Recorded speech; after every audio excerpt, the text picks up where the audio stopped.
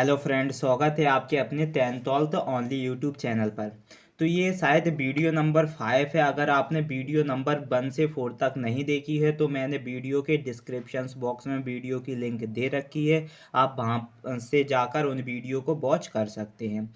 तो ये जो मैं रसायन शास्त्र के ये इम्पोर्टेंस कहा जाए महत्वपूर्ण पीबीटी क्वेश्चंस करा रहा हूँ, ये आपके लिए 100% इम्पोर्टेंस पीबीटी क्वेश्चंस होने वाले हैं। क्योंकि अगर आप बोर्ड एग्जाम्स में बैठोगे तो मेरे इन पीबीटी क्वेश्चंस में से ही आपको 1 नंबर के क्वेश्चंस, 2 नंबर के क्वेश्चंस और जहाँ तक कि आप 4th नंबर के जब डिफरेंस बिटवीन क्वेश्चंस देखोगे तो इन्हीं में से आएंगे वो। ठीक है, इसलिए ये 100% इम्पोर्टेंस होने वाले हैं। ये जितनी भी मैं पीबीटी क्वेश्चंस लाया हूँ ये सारे एनसीईआरटी में से छांट के लाया हूँ, इसलिए ये सारे पीबीटी क्वेश्चंस बहुत ही ज़्यादा इम्पोर्टेंट है। तो चलो आज की वीडियो स्टार्ट करते हैं। ये वीडियो नंबर 5 है।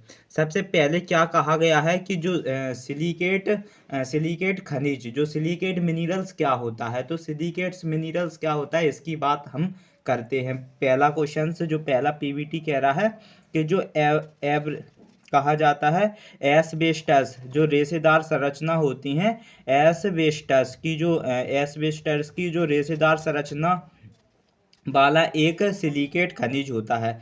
कहा जाता है जो एस्बेस्टस रेशेदार संरचना होती हैं उसे हम क्या कहा जाता है, उसे एक सिलिकेट खनिज कहा जाता है। वो एक सिलिकेट खनिज होता है। कौन कौन सिलिकेट खनिज होता है? जो एस्बेस्टस रेशेदार संरचना होती है, एस्बेस्टस रेशेदार संरचना को हम क्या कहते हैं? सिलिकेट खनिज कहते हैं। और जो आपका एसिटिक एसिड होता है वो सिरका में मुख्यतः पाया जाता है। तो सिरका में कौन सा एसिड पाया जाता है? बात करेंगे हम सिरका की। कहा जाता है सिरका में मुख्यतः पाया जाने वाला एसिड होता है एसिटिक एसिड। ये सारे इंपॉर्टेंट्स पीबीटी हैं। अगर आपको ये थोड़े से समझ में ना आए तो वीडियो को पॉज करें, इन्हें 2 बार पढ़ें, 3 बार पढ़ें। जब तक आपको ये समझ में ना आए, जब तक आपको ये याद ना हो जाए, तब तक इनको बार बार रिवाइज करें, जिससे कि आपको ये याद हो जाएंगे। और मैं इतनी गारंटी दे रहा हूँ आपको, 100% पहले ही से ही वीडियो के थंबनेल पे डरा है कि ये 100% इंपॉर्टेंट क्वेश्चन है, इंपॉर्टेंट पीबीटी क्वेश्चन है। इसलिए मैं अभी भी कह रहा हूँ जितनी भी मैं पीबीटी क्वेश्चंस आपको करा रहा हूँ वो सारे इंपॉर्टेंट्स हैं। ठीक है, चलो स्टार्ट कर और नेक्स्ट देखते हैं। कहा जा रहा है जो बेंजिक मुख्यतः पेट्रोलियम में पाया जाता है। पेट्रोलियम में मुख्यतः क्या पाया जाता है? बेंजीन। तो बेंजीन मुख्यतः पेट्रोलियम में पाया जाता है। और सिरका में मुख्यतः क्या पाया जाता है? एसिटिक एसिड होता है। और सिलिकेट खनिज किसे कहते हैं? जो एस्बेस्टस के रेशेदार संरचना को सिलिकेट खनिज कहा जाता है। और बेंजीन मुख्यतः किस में पाया जाता है? बेंजीन पेट्रोल में पाया जाता है। कहा जाता है जो बेंजोइक अम्ल होता है वो प्रगति में पौधे में पाया जाता है। प्रगति में पौधे में पाया जाने वाला जो अम्ल होता है वो बेंजोइक अम्ल होता है। तो बेंजोइक अम्ल किस में पाया जाता है? प्रगति में पौधों में पाया जाता है। जो बेंजोइक अम्ल होता है वो प्रगति में पौधों में पाया जाता है। यह मुख्यतः खाद्य पदार्थों को खराब होने से बचाने के लिए प्रयोग किया जाता है। और बताया जाता है जो बेंजोइक अम्ल किस में पाया जाता है? प्रगति में पाया जाता है। और ये क्या काम करता है? यह मुख्यतः जो खाद्य पदार्थ होते हैं, खाद्य पदार्थ को खराब होने से बचाने के लिए प्रयोग करते हैं। किसे? बेंजोइक अम्ल का। तो बेंजोइक अम्ल प्रगति में तो पाया जाता है, प्रगति में पौधों में पाया जाता है, लेकिन इसका जो मुख्य रूप से हम इसका उपयोग करते हैं वो खाद्य पदार्थों को खराब होने से बचाने के लिए प्रयोग करते हैं। और जो बेंजोइक एल्कोहल ईस्टर होता है, कहा जाता है जो बेंजोइक एल्कोहल ईस्टर के रूप में फूलों में पाया जाता है। किस में पाया जाता है? फूलों में पाया जाता है। कौन? बेंजाइल एल्कोहल ईस्टर फूलों में पाया जाता है। और पौधों में क्या पाया जाता है? बेंजोइक अम्ल पाया जाता है। और जो बेंजोइक एल्कोहल ईस्टर जो होता है इसका प्रयोग इन इन कहा जाता है इत्र बनाने में। किसमें? इत्र बनाने में और रंगीन फिल्म बनाने में व अन्य रंजन के रूप में किया जाता है।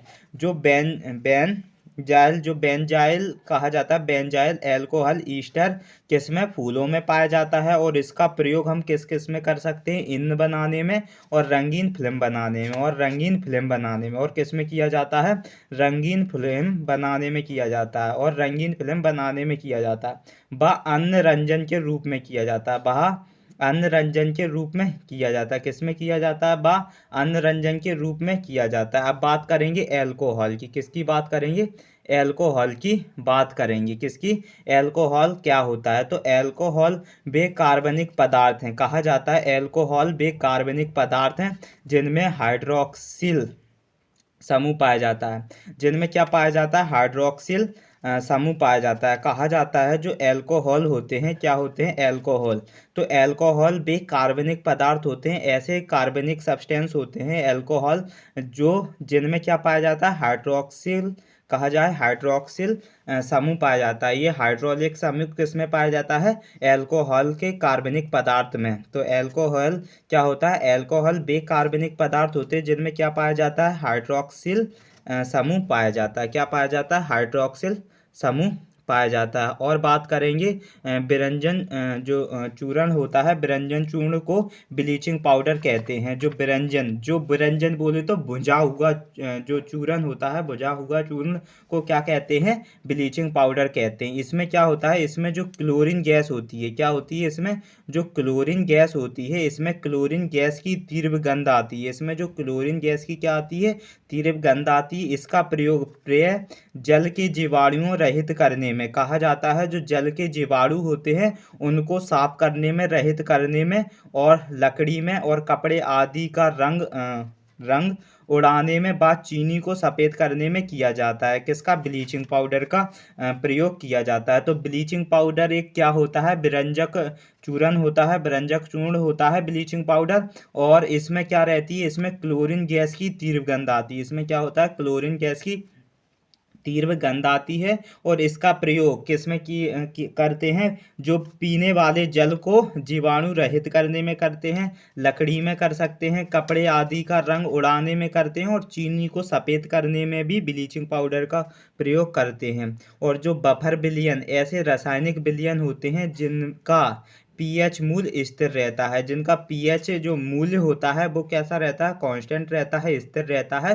तो बफर विलयन ऐसे रासायनिक विलयन होते हैं जिन्हें हम बफर विलयन कहते हैं। तो बफर विलयन एक ऐसे रासायनिक विलयन होते हैं जिनका पीएच मूल्य स्थिर रहता है, जिनका पीएच मूल्य कैसा रहता है, स्थिर रहता है। तो बफर विलयन ऐसे रासायनिक विलयन होते हैं जिनका पीएच मूल्य कैसा रहता है, स्थिर रहता है। क्या सर, अब कहा जाता है जो स्वीडन के वैज्ञानिक, कहाँ के, स्वीडन के वैज्ञानिक, जिनका नाम क्या था, जे बर्जलियम, क्या था, जे बर्जलियम ने 1844 ईसा में तत्वों के प्रतीक लिखने के लिए अक्षरों का प्रयोग किया था। जो एलिमेंट्स तत्वों को लिखने के लिए किसका प्रयोग किया था, अक्षरों का प्रयोग किया था। ठीक है, किसका, अक्षरों का प्रयोग किया था। तो वो सबसे कौन से वैज्ञानिक थे, स्वीडन, कौन थे, स्वीडन के एक वैज्ञानिक थे, स्वीडन के वैज्ञानिक थे जिनका नाम था जे बर्जलियम। क्या नाम था उनका, जे बर्जलियम था। उन्होंने 1844 ईसा में जो तत्वों के प्रति, किसके, एलिमेंट्स के प्रति क्या किया था, एलिमेंट्स के प्रति, तत्वों के प्रति लिखने के लिए अक्षरों का प्रयोग किया था। लेकिन तत्वों के प्रति जो लिखने के लिए किसका प्रयोग किया था, अक्षरों का प्रयोग किया था। ठीक है, ये इम्पोर्टेंट है, इसे लगा लो इम्पोर्टेंस, पीबीटी क्वेश्चंस में ये बहुत ज़्यादा इम्पोर्टेंट है। आपको कहा जाए तो इसे कॉम्पिटिटिव एग्जाम्स में भी देखने को मिल सकता है।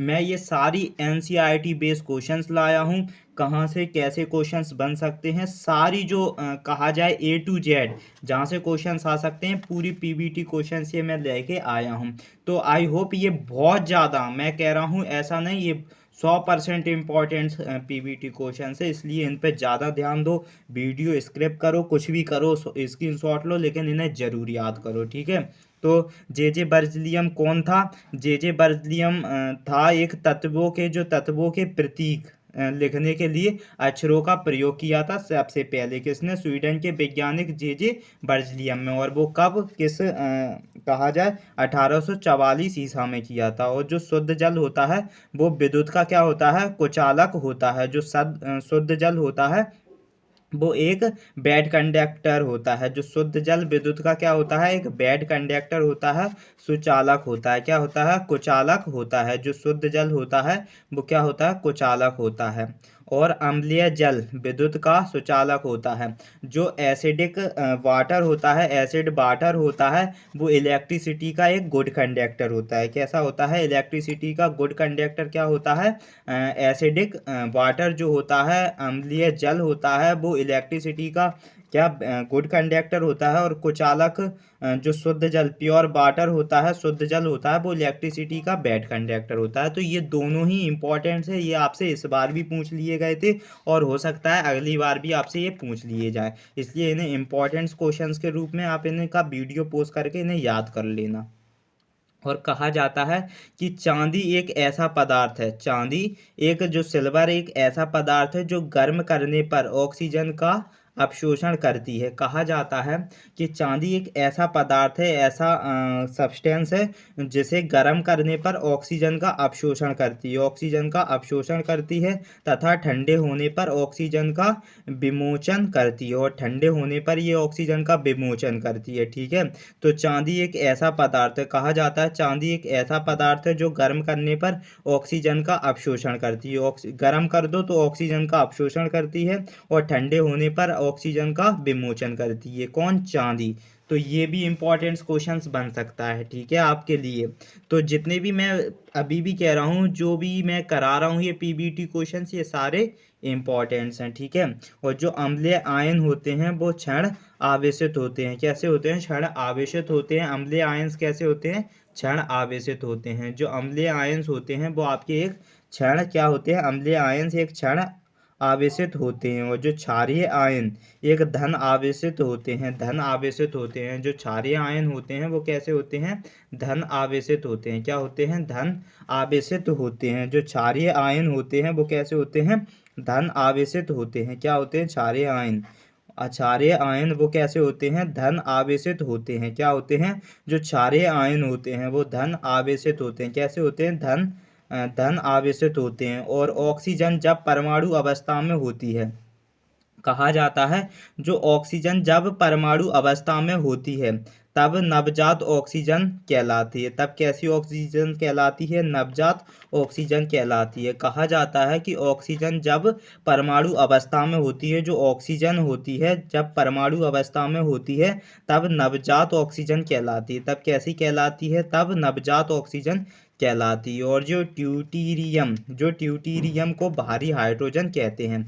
जो ट्यूटीरियम होता है, ट्यूटीरियम को क्या कहा जाता है, एक भारी हाइड्रोजन कहा जाता है। तो भारी हाइड्रोजन किसे कहा जाता है, ट्यूटेरियम को। तो ट्यूटेरियम को भारी हाइड्रोजन कहा जाता है। ये इंपॉर्टेंस है कि किसे भारी हाइड्रोजन कहा जाता है, ट्यूटेरियम को। तो ट्यूटेरियम को भारी हाइड्रोजन कहा जाता है। वाटर गैस कार्बन मोनोऑक्साइड व हाइड्रोजन गैसों का मिश्रण होती है। जो वाटर गैस होती है, वाटर गैस वो क्या करती है, कार्बन मोनोऑक्साइड का व हाइड्रोजन गैस का एक मिश्रण होती है। क्या, वाटर गैस। तो वाटर गैस जो होती है वो कार्बन मोनोऑक्साइड की और हाइड्रोजन गैसों का क्या होता है, मिश्रण होती है। और क्लोरीन गैस के औद्योगिक निर्माण के लिए कहा जाता है, जो क्लोरीन गैस होती है, क्लोरीन गैस के औद्योगिक निर्माण के लिए जो बेल्डन और डिकन आदि प्रक्रियाओं का प्रयोग किया जाता है। कहा जाता है कि जो क्लोरीन गैस के औद्योगिक निर्माण के लिए, कैसे औद्योगिक निर्माण के लिए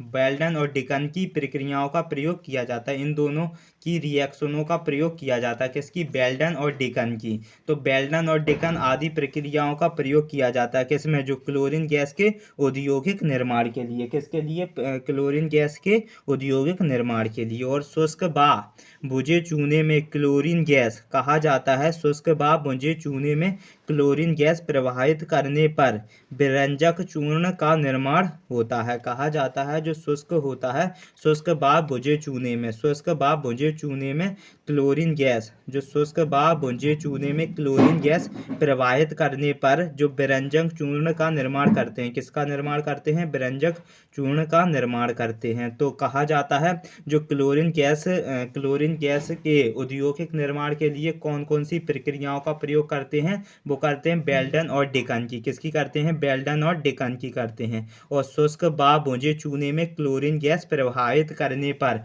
विरंजक चूर्ण का निर्माण होता है। किसका होता है? विरंजन चूर्ण का निर्माण होता है। किसका होता है? विरंजन चूर्ण का निर्माण होता है। किसका होता है? विरंजन चूर्ण का निर्माण होता है। और कहा जाता है किसी द्रव्य में अशुद्धि मिलाने पर द्रव्य का हिमांक कम हो जाता है। कहा जाता है किसी द्रव्य में अशुद्धि मिलाने पर जो द्रव्य का हिमांक कम हो जाता है। कहा जाता है किसी द्रव्य में अशुद्धि मिलाने पर, किसी द्रव्य में, किसी लिक्विड रीजन्स में आप अशुद्धि मिला रहे हो तो उसमें द्रव्य का हिमांक कम हो जाता है। इसे हिमांक अवनमन कहते हैं। इसे क्या कहते हैं? हिमांक अवनमन कहते हैं। तो हिमांक अवनमन किसे कहते हैं? किसी द्रव्य में अशुद्धि मिलाने पर, किसी द्रव्य में अशुद्धि मिलाने पर एक द्रव्य का हिमांक कम हो जाता है। एक द्रव्य का क्या हो जाता है? हिमांक कम हो जाता है। इसे हम अवनमन कहते हैं। क्या कहते हैं? अवनमन कहते हैं। क्या कहते हैं? इसे हम अवनमन कहते हैं। क्या कहा जाता है? इसे अवनमन कहा जाता है। परमाणु बम बनाने के लिए यूरेनियम के, कहा जाता है परमाणु बम बनाने के लिए यूरेनियम के समस्थानिक का प्रयोग किया जाता है। जो परमाणु होता है, परमाणु बम बनाने के लिए किसका प्रयोग करते हैं?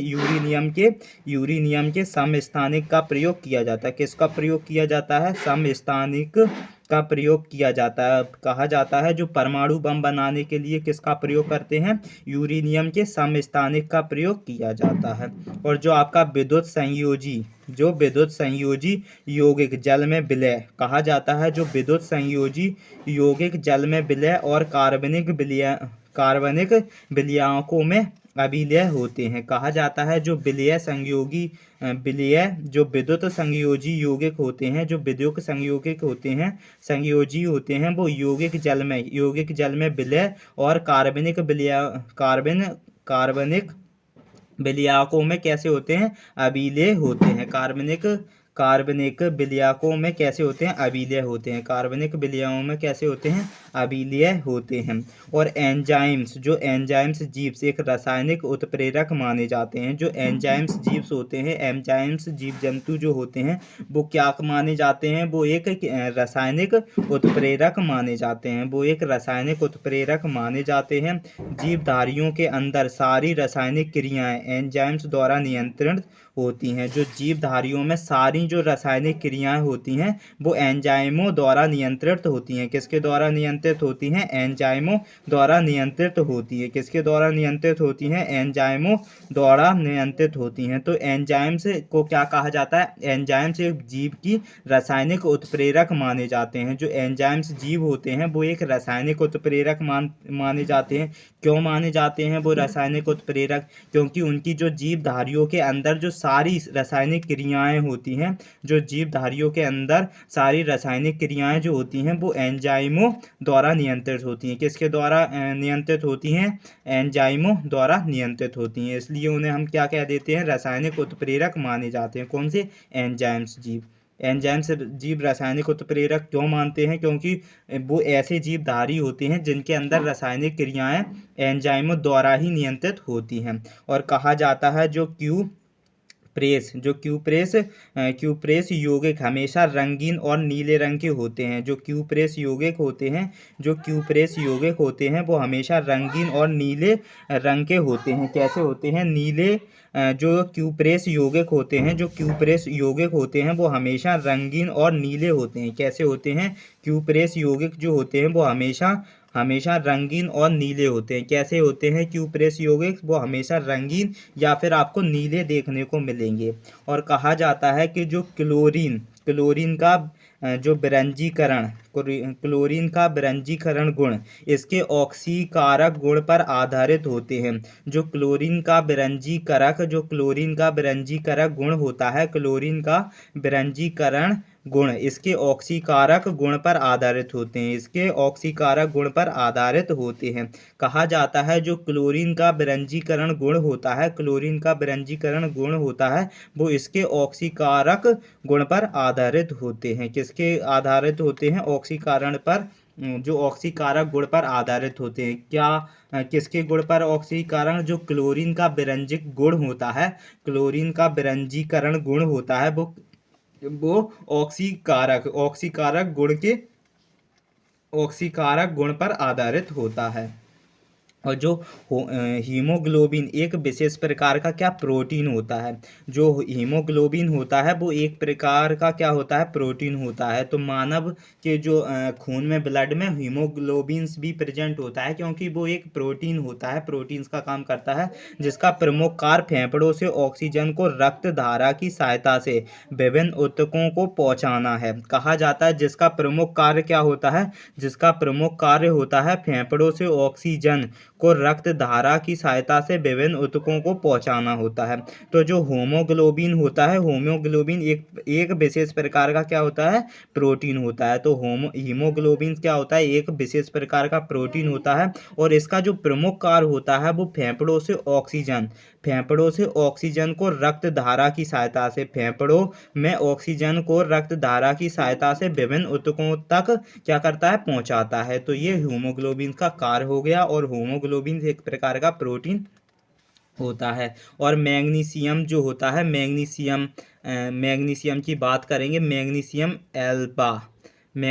एल्बा की बात करेंगे। तो मैग्नीशियम एल्बा का प्रयोग पेट की अम्लता दूर करने में किया जाता है। जो मैग्नीशियम एल्बा होता है, मैग्नीशियम एल्बा, तो मैग्नीशियम एल्बा का प्रयोग हम किस में करते हैं? मैग्नीशियम एल्बा का प्रयोग पेट की अम्लता दूर करने में किया जाता है। अतः यह एक क्या होता है? एंटीसिड होता है, तथा ये एक एंटासिड होता है। जो मैग्नीशियम एल्बा होता है, ये याद रखना क्या होता है? मैग्नीशियम जो एल्बा होता है, मैग्नीशियम एल्बा क्या काम करता है? मैग्नीशियम एल्बा का प्रयोग हम पेट की जो एसिडिटी होती है, पेट की अम्लता दूर करने में किया जाता है। पेट की क्या अम्लता दूर करने में किया जाता है? क्योंकि यह एक प्रकार का एंटासिड होता है। क्योंकि जो मैग्नीशियम कहा जाता है, मैग्नीशियम एल्बा जो होता है वो किस में प्रयोग करते हैं? पेट की अम्लता दूर करने के लिए प्रयोग करते हैं, क्योंकि यह एक विशेष प्रकार का एंटासिड होता है।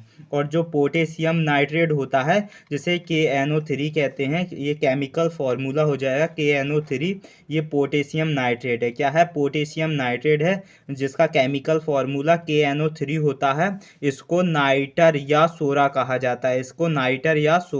जाता है, किसे?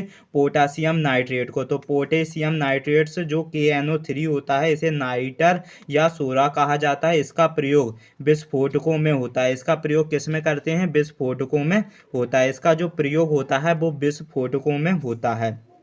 और जो प्रोड्यूसर गैस होती है, जैसे कि CO2 हो गई, N2 हो गई तथा H2 होता है, इन्हें अपन प्रोड्यूसर गैस कहा जाता है। यह एक क्या होता है? ईंधन गैस होती है, जिसे हम एक ईंधन गैस कहा जाता है। क्या कहा जाता है? इसे एक ईंधन गैस कहा जाता है। प्रोड्यूसर गैस को कौन सी है? CO2, N2 और H2, ये सब क्या है? एक प्रकार की ईंधन गैस होती हैं। कौन सी होती हैं? ईंधन गैस होती हैं। और जो अर्धचालकों की विद्युत चालकता तापमान बढ़ाने के साथ बढ़ती है। जो अर्धचालक होते हैं, हाफ कंडक्टर जो होते हैं, अर्धचालकों की जो इलेक्ट्रिसिटी में चालकता का तापमान बढ़ाने के साथ ये बढ़ती हैं। क्या करती हैं? इनका टेम्परेचर को बढ़ा देंगे तो ये भी बढ़ेंगी, और जो टेम्परेचर घटाने पर ये क्या करती हैं?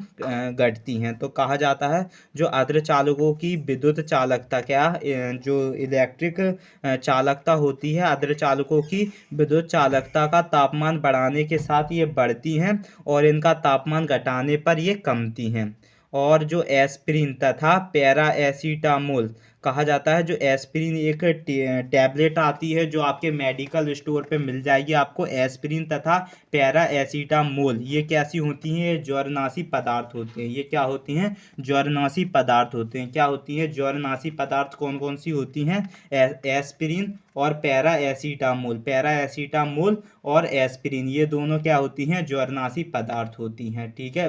और मैंने ये भी बताया है कि जो अर्धचालकता होती हैं, इनकी विद्युत चालकता का टेम्परेचर बढ़ा दें तो ये भी बढ़ जाएंगी, और टेम्परेचर कमा दें तो अर्धचालकों की विद्युत चालकता भी कम हो जाएगी। ये आज का कहा जाए तो ये वीडियो नंबर 5 है। अगर आपने वीडियो नंबर 1 से लेकर 4 तक नहीं देखा है तो मैंने वीडियो के डिस्क्रिप्शन बॉक्स में दे रखा है, आप वहाँ पर जाके इन वीडियो को देख सकते हो।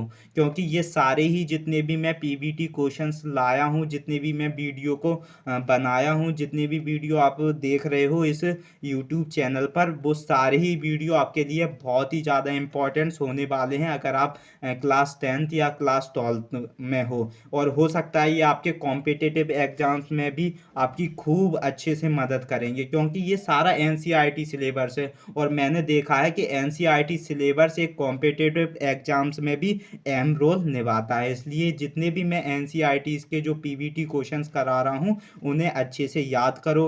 अगर समझ में नहीं आ रहे हैं तो वीडियो को पॉज करो, 2 बार पढ़ो, 3 बार पढ़ो, जब तक वो समझ में और याद ना हो तब तक उन्हें पढ़ो, स्क्रीनशॉट लो, कुछ भी करो, बट उन्हें याद जरूर करो। तो मैं अभी भी कह रहा हूँ जितने भी मैं पीवीटी क्वेश्चंस कराया हूँ सारे इंपॉर्टेंट्स हैं। आज के लिए इतना ही रहन देते हैं, मिलते हैं नेक्स्ट वीडियो में।